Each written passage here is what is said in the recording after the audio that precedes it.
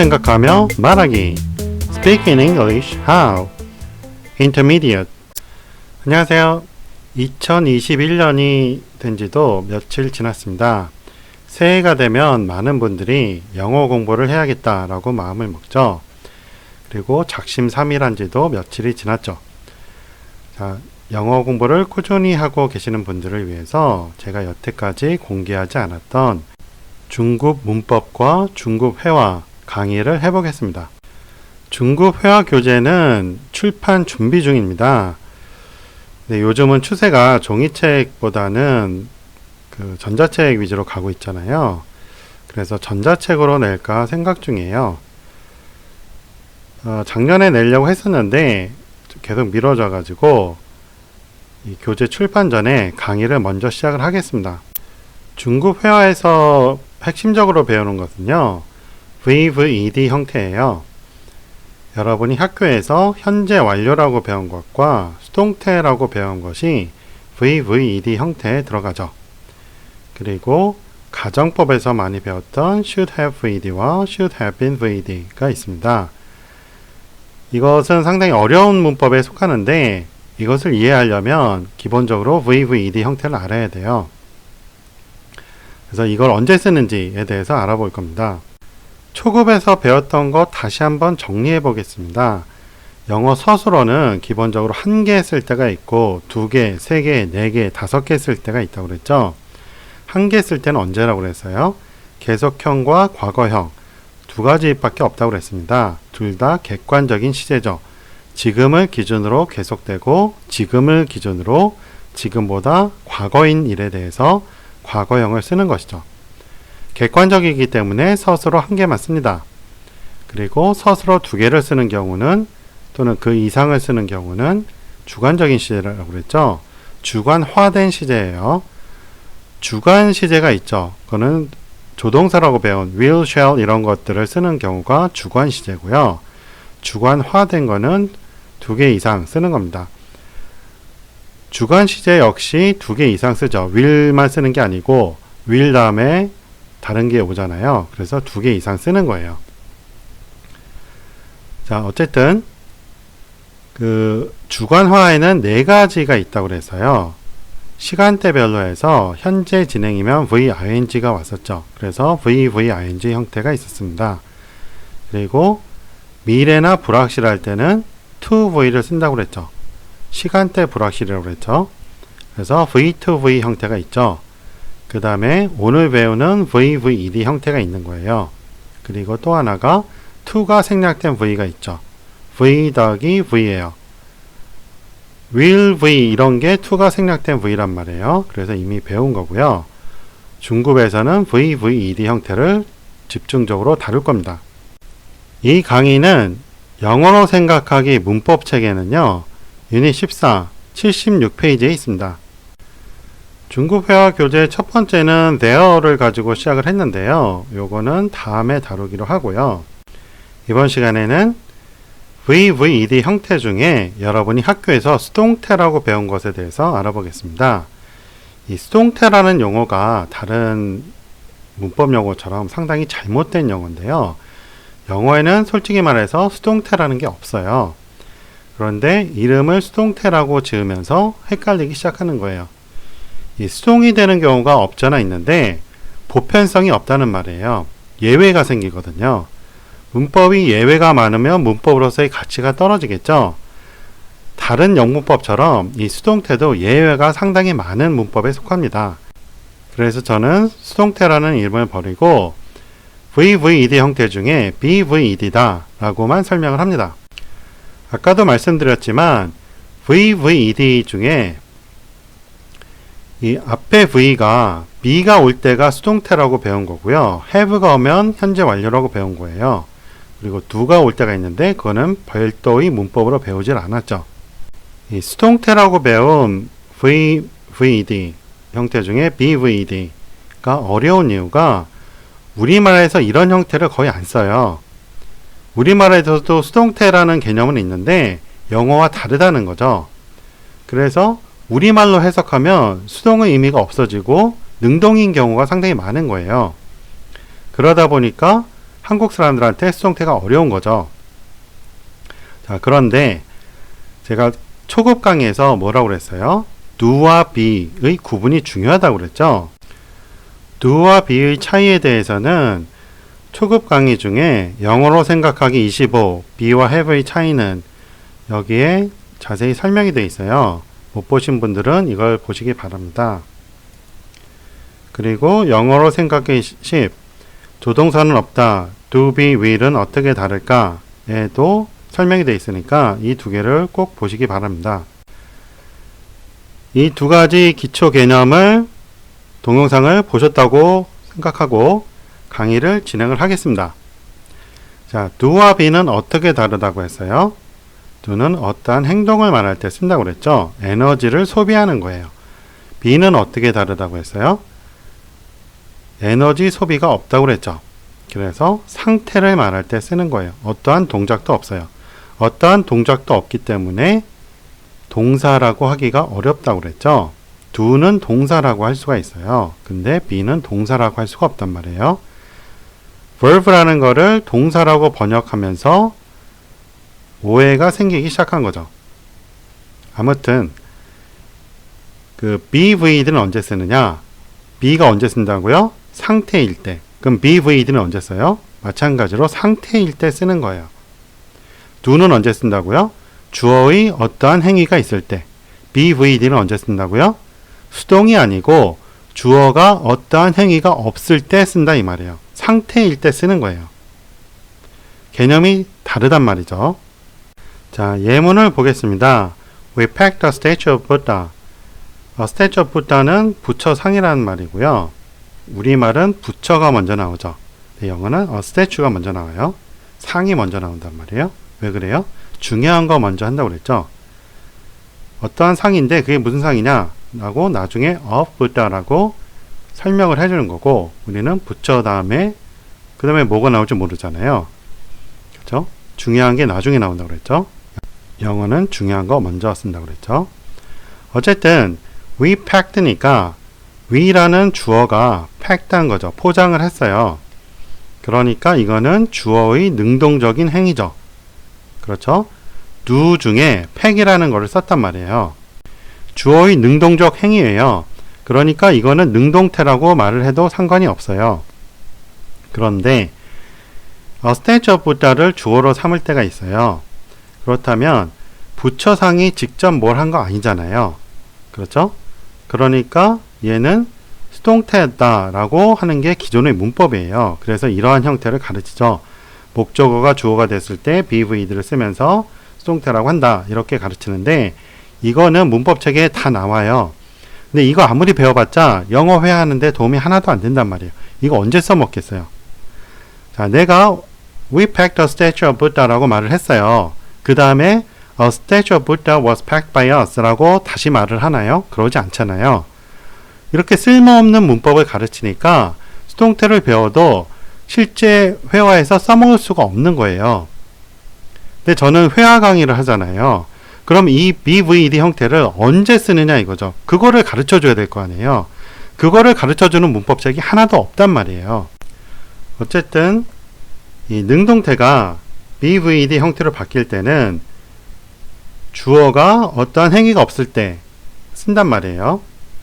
그래서 be를 썼는데 원래 문장이 packed라고 과거니까 이 be가 과거로 바뀌어서 was가 됐죠.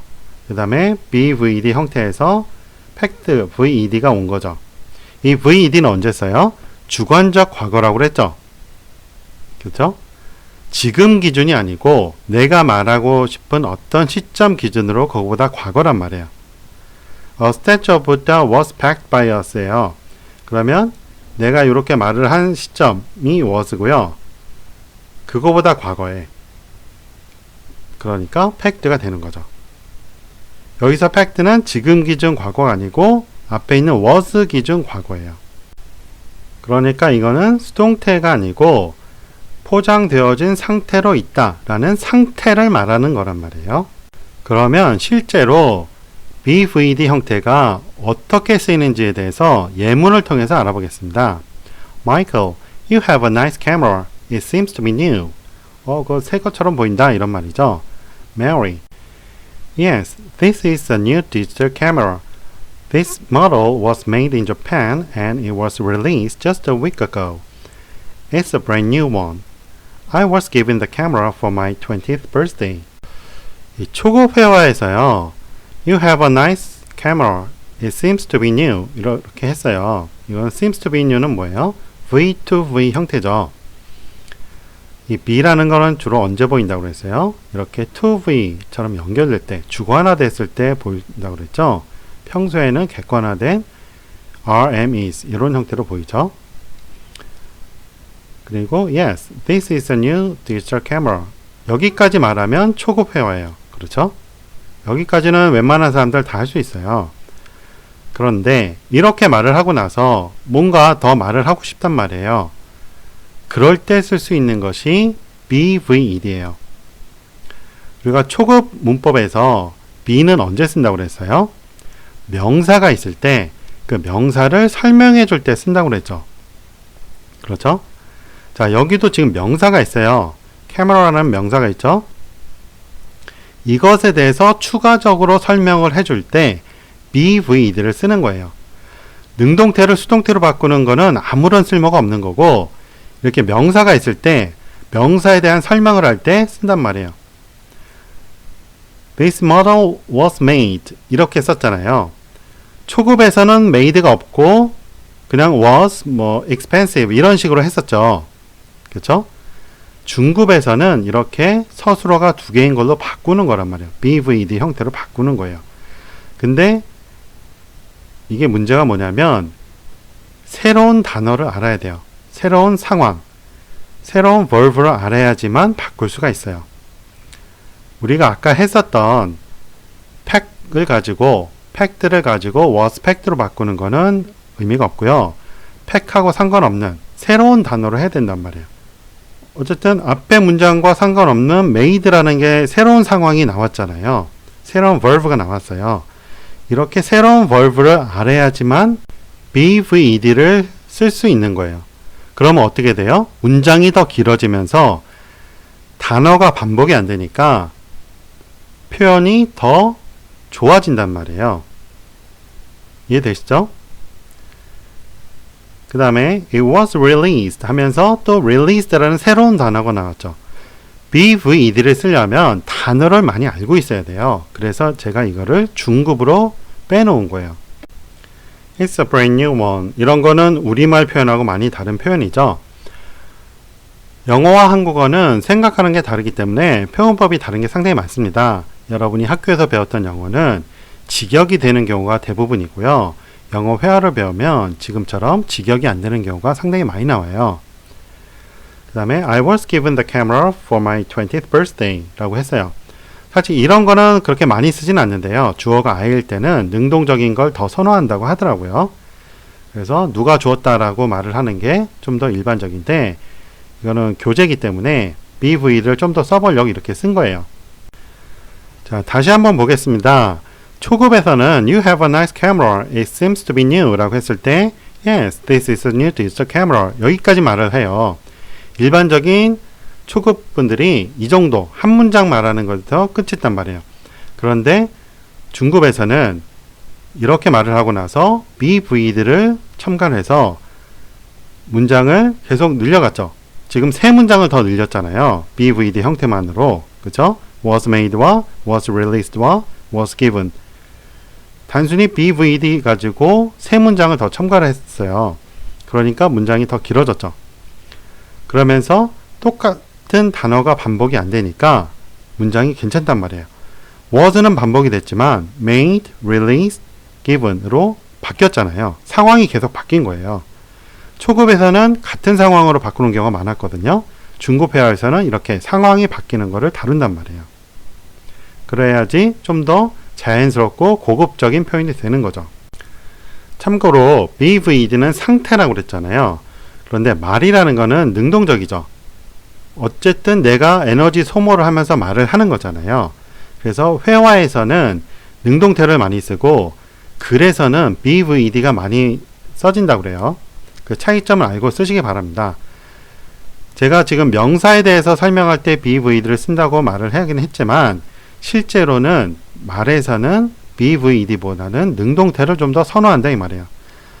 아까도 말씀드렸지만 I was given보다는 어떤 사람이 누가 gave me 이런 식으로 써주는 게 더 자연스러운 표현이다 이거죠.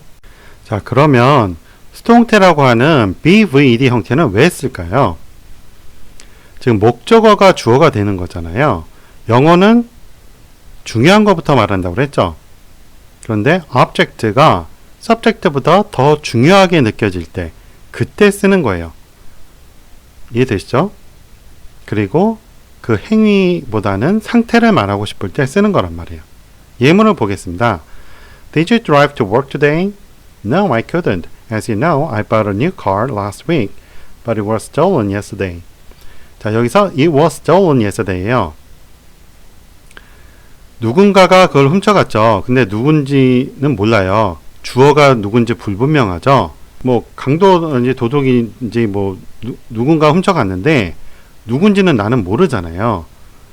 그러니까 모르는 사람보다는 내 차가 더 중요하단 말이에요. 그래서 it을 주어로 삼는 거예요. It was stolen yesterday. 이렇게 되는 거죠. 그 다음에 it was parked on a public street 라고 했죠. 이것도 원래는 I parked it 이렇게 쓸 수 있는 거죠. 그게 회화에서는 더 정상적이고 이때는 뭐예요? 차를 더 중요하게 여겨서 이렇게 쓴 거란 말이에요. 둘 다 되는데 무엇이 더 중요하냐? 말하는 사람한테 무엇이 더 중요하냐를 가지고 하는 거죠. I parked it 이라고 하게 되면 내 실수를 말하고자 하는 거고 그렇지 않고 이건 그냥 그런 상태에 있었어 라고 말하고 싶을 때는 it was parked 이렇게 말을 하는 거죠. and was driven 이라고 했죠. 이것도 마찬가지로 I drove it 이라고 말을 하는 게 더 자연스럽다는 거죠. 회화에서는. 그런데 자동차를 주어로 삼아서 it was driven 이 된 거죠. 주어 it이 겹치니까 and로 연결할 때 it을 하나 생략을 한 겁니다. 그래서 was driven for only 10 kilometers. 자, 여기서도 마찬가지로 by라는 거에서 지금 stolen으로 바뀌었죠. 그리고 parked로 바뀌었어요. 새로운 단어를 알아야지만 BVD 형태를 쓸 수가 있습니다. 그리고 또 driven으로 바뀌었죠. 상황이 계속 바뀌니까 반복이 안 되죠. 그래서 좋은 표현이 되는 거예요. 단 회화에서는 BVD보다는 능동을 좀 더 많이 쓰라고 그랬죠. 자, 교재 안내해 드리겠습니다. 총 3권이 있고요. Speak in English How 라는 책은 작문을 통해서 회화를 하는 거예요. 우리가 보통 작문이라고 하면 우리말 생각하고 영작을 하잖아요. 그러한 과정을 빼고 영어에서 영어로 영작하게 만든 방법입니다. 영국인이나 미국인이 작문을 할 때 우리말에서 영어로 작문하는 게 아니죠. 영어에서 영어로 작문을 해요. 그 방식 그대로 우리나라 사람들이 쉽게 작문할 수 있게 만든 거예요. 자, 이 책이 어려운 분들, 이 책은 중학교 수준이거든요. 이 책이 어려운 분들 위해서 초등학교 수준으로 만든 책이 영어로 생각하며 말하기 베이직입니다. 그래서 여기는 아주 간단한 그 예문들이 있죠. 그리고 이러한 책들의 설명서가 문법책인 영어로 생각하기입니다. 한 권씩 낱개로 판매도 하고요. 이렇게 세트로 구매하시는 게 좋습니다. 2종 세트와 3종 세트로 주로 많이 구매를 하십니다. 자, 오늘 수업 여기까지 하겠습니다. 도움이 되셨으면 좋아요 눌러주시고 혹시 광고 나오면 끝까지 시청해 주시면 이 동영상 강의 제작에 도움이 됩니다. 고맙습니다. 안녕히 계세요.